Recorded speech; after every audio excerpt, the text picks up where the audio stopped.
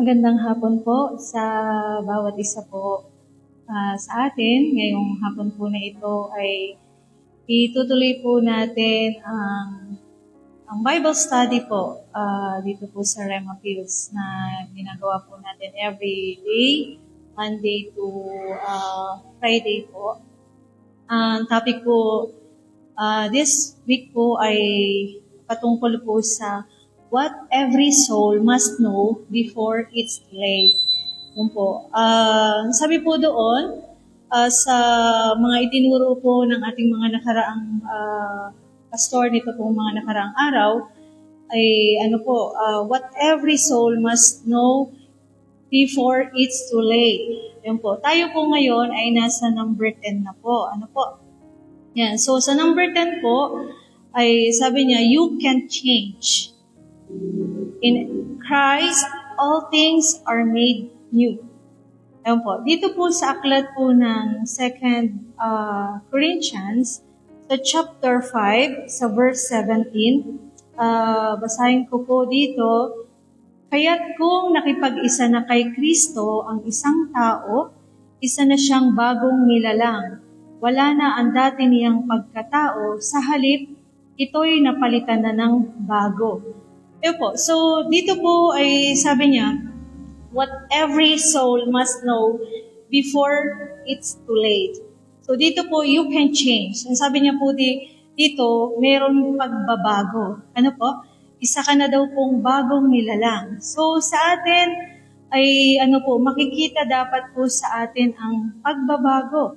Po, sabi nga po yung dating isang tao na masungit, ay ngayon po ay maamo na.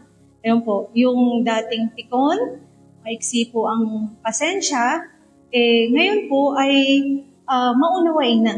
So sa atin po, nakalagay po dito sa aklat ng Corinthians, chapter 5, na dapat makita po sa atin ang pagbabago. Ano po? So sabi nga doon po sa Galatians chapter 5 po, sa verse 22 and 23, ay nakalagay po doon yung mga prutas ng Espiritu. Ayan, kapag si Jesus po ay nasa sa atin, tinanggap mo na siya bilang Panginoon at tagapagligtas, ikaw ay isa ng Kristiyano. Sabi nga po kasi dito sa topic po natin sa number 10, you can change. Sabi niya po, in Christ, all things are made new. Bakit? Dito po nakalagay sa 2 Corinthians, chapter 5:17, na si Kristo ay nasa sa atin so makikita po sa atin yung pagbabago. Ayan. So doon sa Galatians chapter 5 verse 22 and 23 po, andun yung bunga ng Espiritu. Ang Espiritu ng Diyos ay nasa sa atin at ang Espiritu po natin ay dapat mamunga. Makita po sa atin ang mga prutas po na ito. Ito po ay 9 fruit of the spirits.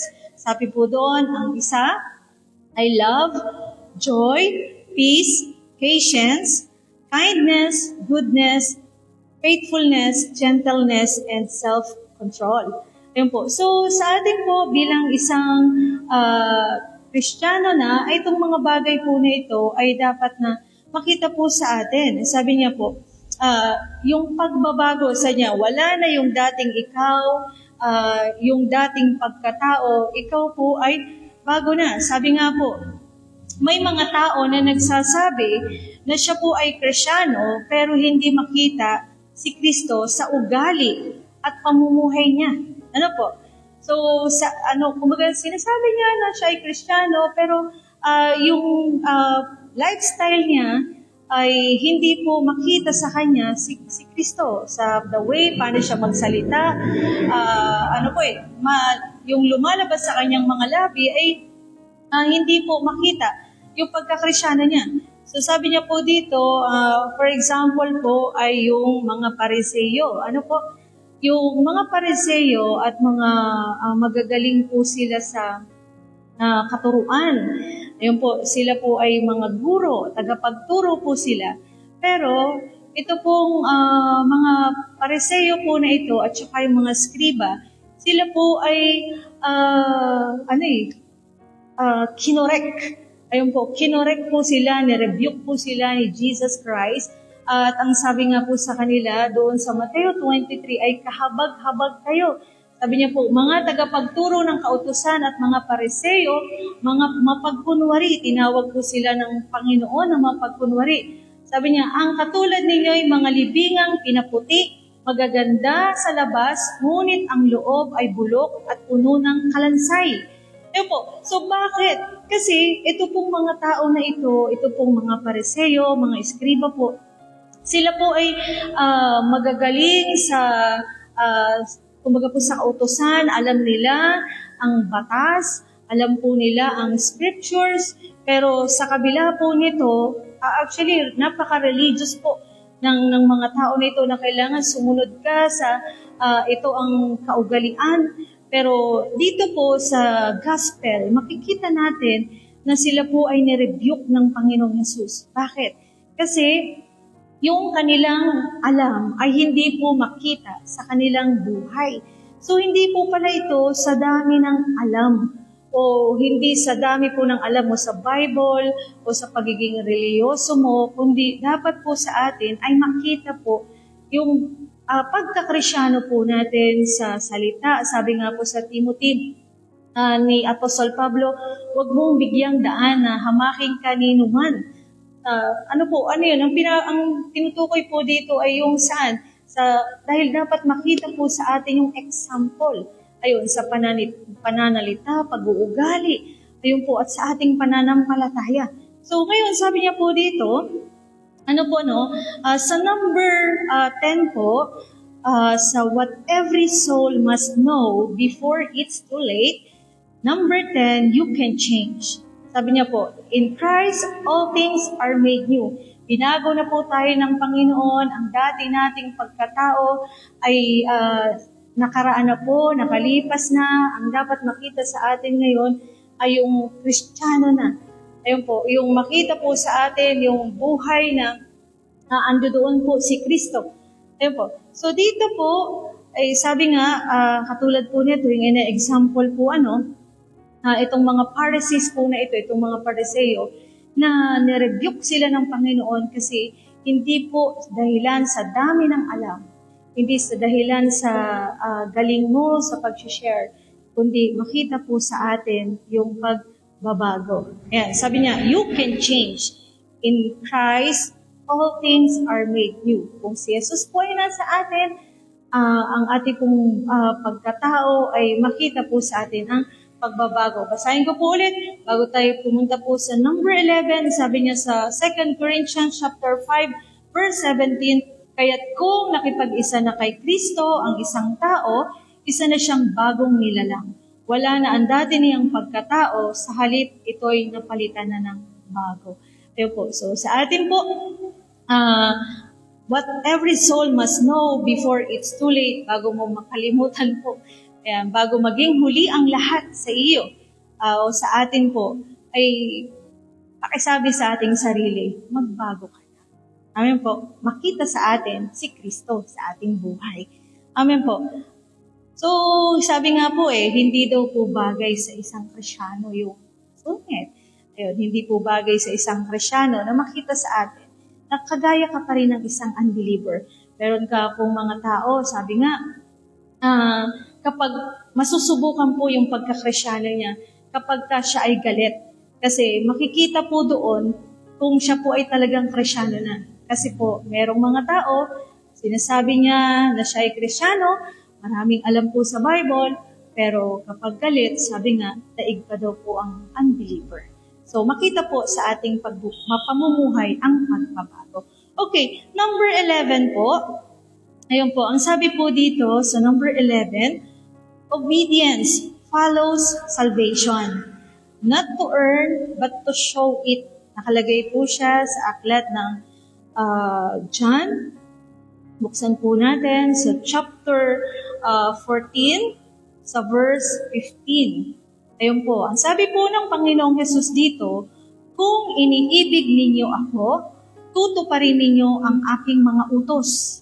Ang Panginoong Hesus po ang nagsabi po nito, na kung iniibig ninyo ako, tutuparin ninyo ang aking mga utos. So, number 11 po, obedience follows salvation. Not to earn it, but to show it.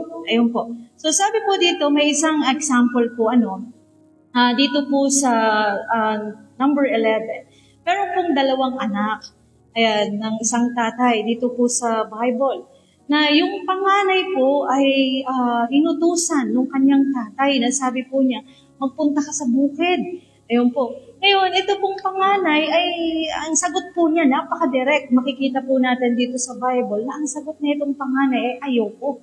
Ayun po. Pero sabi po doon, yung panganay, yung anak na ito ay nagbago ng pasya, nagbago ng isip. At kahit na sinabi niyang ayoko, siya po ay nagpunta sa bukid. Ngayon, yung pangalawang anak po nitong tatay, yung bunso, ay sinabihan din po niya na magpunta ka sa bukid. At yung pong bunso niyang anak ay umuo.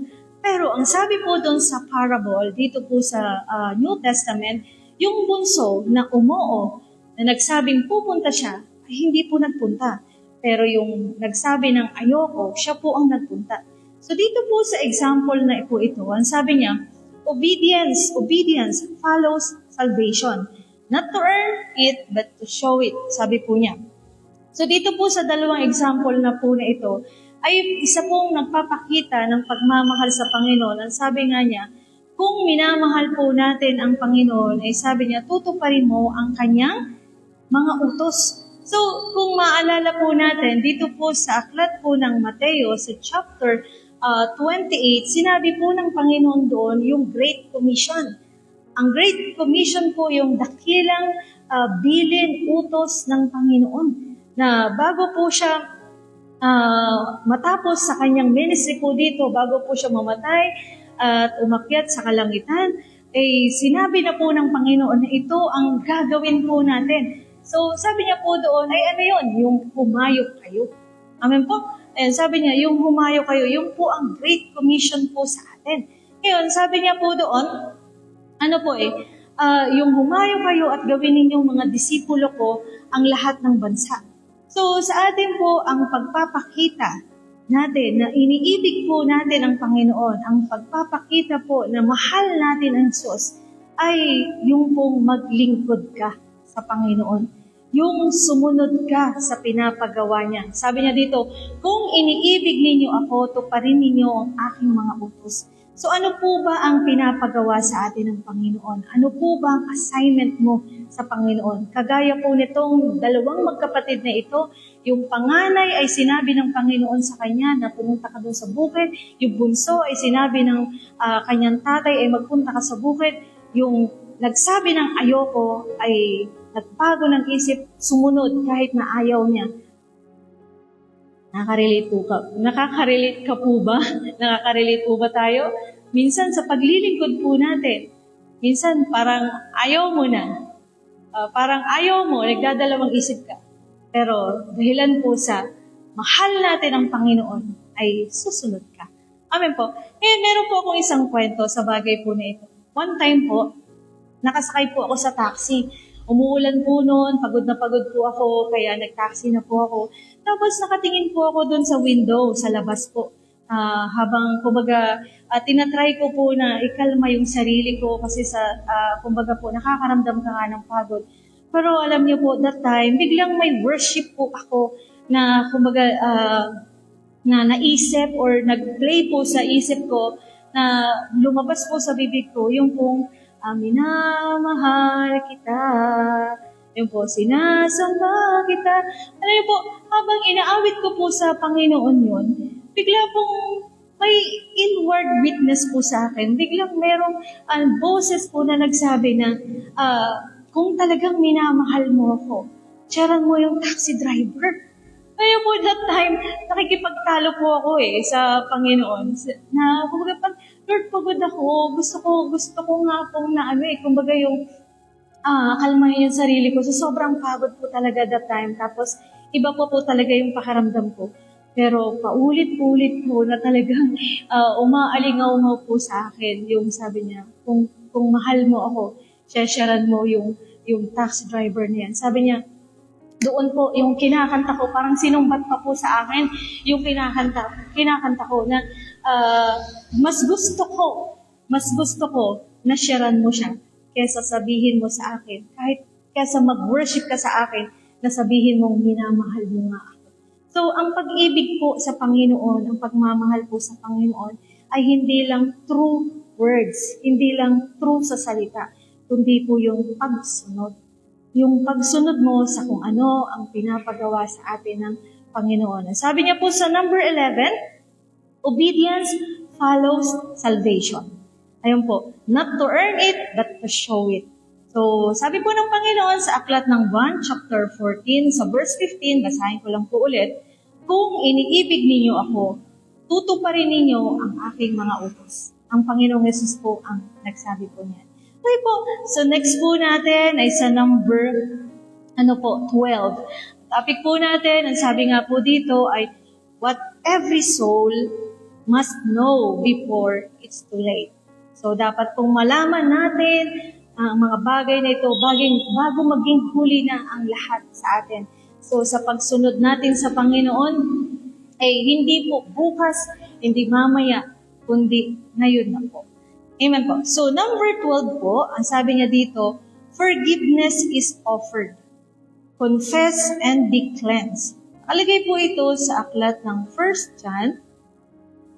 1 John chapter 1, sa verse 9. Sabi po dito, supalit kung ipinapahayag natin ang ating mga kasalanan, patatawarin tayo ng Diyos sa mga ito.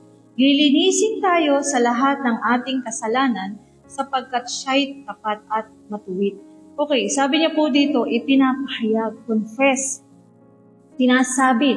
Okay, meron pong mga example dito po sa Bible ng sila po ay nagpahayag ng pagkakasala, pagkakamali nila sa Panginoon. Ang isa po dito ay si Zaccheo. Ayan, si Zaccheo, nang sabi niya sa Panginoong Jesus, kung Panginoon, kung may nadaya ako, kung meron akong mga nadayang tao, sabi niya ganun, ay ibabalik ko ng 4 times, sigit pa. Kumbaga, babayaran niya. So ngayon, ito po yung pag-confess, pag-amin na siya ay merong maling nagawa. Ang si Zacchaeus po, ang trabaho po niya ay tax collector. So ngayon, may isa pa pong isang example dito, yung babae po na bayaran. Ayan, sabi nga, siya po ay binasa niya ng luha ang mga paa ng Panginoon. Hinugasan niya ang paa ng Panginoon at pinunasan niya ng buhok niya. Pagpapakita po ng andun yung pagpapakumbaba niya, pagsisisi niya sa kanyang mga kasalanan. That time, ang sabi ng Panginoon, siya ay pinatawad. So, at ang babae po na yon ay talagang hindi po, sabi ng Panginoon, hindi siya makakalimutan, hindi siya makakaligtaan yung ginawa niya. Kaya nga po, makikita natin sa gospel na yung babae na yon ay higit na in-appreciate ng Panginoon yung ginawa niya na pagpapakumbaba sa kanya. Andun po yung pag-amin. So, may mga may mga tao na sabi nga may kasalanan na po siya or may mali na. Pero sa halip na umamin sa Panginoon, sa halip na magpakumbaba, ay andun po yung pag-justify pa. Yun, sabi nga po pagmamalinis. Ang sabi ng Panginoon, ay huwag mong sasabihin na wala kang kasalanan. Kasi tayo daw po ay nagsisinungaling kapag kaganoon. So, sabi po dito, may isa pa po na example, maliban kay Zaccheo at dun sa babae po na bayaran, ang isa pa po na nagpapakita po na example dito, na napakaganda po example, ay yung lalaki po. Dito po sa aklat ng Lucas, sa chapter 18, yung lalaki na dinadagukan niya yung kanyang dibdib, halos hindi makatingin sa kalangitan habang siya po ay nananalangin at nagsasabi sa Panginoon ng kanyang kasalanan. Samantala, kino-compare ng Panginoong Jesus yung isang Pariseo na that time nananalangin na sa halip na magsisi sa kanyang mga kasalanan ay sinasabi niya po na mas makasalanan yung kasama niyang nandoon na sabi niya maniningil ng buwis. Ngayon, ito po, sa atin, itong lalaki na po ito, ang sabi ng Panginoon that time, siya po ang mas pinatawad. Hindi po yung isang tao na andun yung pagmamataas. So sabi sa number 12 po, sa topic po natin na ito, na what every soul must know before it's too late. Sabi po sa number 12 ay forgiveness is offered. Confess and be cleansed. So kung sasabihin po natin sa ating Panginoon ang ating mga kasalanan, andun yung pag-amin. Ano po? Ang pinapatawad po sa kasalanan ay yung andun yung pag-amin, yung pagko-confess mo, yung pagsabi mo sa Panginoon na Lord, nagkamali ako. Ayun po. So sa atin, sabi po dito, sa topic na po natin ito, what every soul must know before it's too late. Bago po mahuli ang lahat, ay kung may dapat tayong ayusin sa Panginoon, ay makipag-ayos na tayo sa Panginoon. Kasi baka dumating po ang time na hindi na pwede. Katulad po ng isang kwento na ito, i-close po natin dito. Meron pong isang tatay at meron po siyang anak na kaisa-isa lang. Sila po ay nagpunta sa isang lugar na kung saan magpipiknik po sila. Ngayon, ito pong tatay na ito ay, ang sabi niya dun sa kanyang anak, bata lang po yun, wag kang pupunta sa area na yan. Kasi dun po sa area na tinuturo ng tatay ay may mga wild animals po doon at delikado. Pero ngayon po, habang yung tatay ay nag-aasikaso ng kanilang kakakainin, hindi po niya na malaya na yung anak niya nandun na po sa lugar na may wild animals. At nung pong hinanap niya ang kanyang anak, nakita po niya yung kanyang anak na nandun doon sa lugar na yon at laking gulat po niya. Kasi sa likuran po ng kanyang anak, nakita niya merong paparating po na naglalakad na layon. Na andun po yung danger na yung anak niya ay kanyang sasalahain. Ngayon po, itong tatay na ito ay nagbigay po ng instruction dun sa kanyang anak. Nasabi niya, anak, nasabi niya gano'n, tara, halika na, lumapit ka sa akin. Lumapit ka sa akin. Pero ito po, yung tatay, yung bata po, sa halip na lumapit sa tatay, ay nagmatigas po siya. Sinabi niya na ayoko. Ano niyo po kung anong nangyari? Pinilit niya, encourage niya itong bata na lumapit sa kanya. Trinay niya po ang lahat ng magagawa niya. Pero po yung bata ay siya po ay nagmatigas. Mas pinili niya magstay doon sa lugar na yun kasi sabi niya, siya po ay naglalaro pa. At ito po ang nakakalungkot. Kasi yung bata, ang sabi ng tatay sa kanya, anak, lumingon ka sa likod mo. Yung paglingon po ng bata sa likod niya, too late na po. Kasi yung leon, ando na para sakmalin siya. So, napahamak po yung bata. So, sa ating lahat po, kagaya ng topic po na ito, ang sabi niya, what every soul must know before it's too late. May mga bagay po sa atin na may hangganan. So, hindi po, sabi nga po ng Proverbs, wag mong ipagyabang ang araw ng bukas kasi hindi mo hawak ang araw ng bukas o yung panahon. Baka wala ka na palang. Amen po. So, manalangin po tayo. Amang Diyos, sa pangalan ni Jesus, nataas ko po sa inyo, Panginoon, ang bawat isang naririto sa live Bible study ngayon sa Rema Pills at patuloy na makakanood ng topic po na ito, dalangin namin, O Diyos, na maging paalaala ito sa bawat isa sa amin na may sapat na panahon ka lang na ibinigay sa bawat isa. Kagaya ng iyong sinabi sa Ecclesiastes, bawat panahon, Panginoon, ay binibigay mo sa amin, O Diyos. Kaya ito ang panahon na dapat kami ay lumapit sa iyo, maglingkod sa iyo, ayusin ang mga bagay na dapat ayusin. Panginoon, salamat sa pagre-remind mo sa amin at patuloy na mangyari ang kalooban mo sa amin, kagaya ng kalooban mo sa kalangitan. Pangalan ni Jesus, Amen. Maraming salamat po sa pagsama niyo po sa Bible study po dito sa Rema Pills. Patuloy po tayong manood everyday, Monday to Friday po, and Sunday po. God bless you po.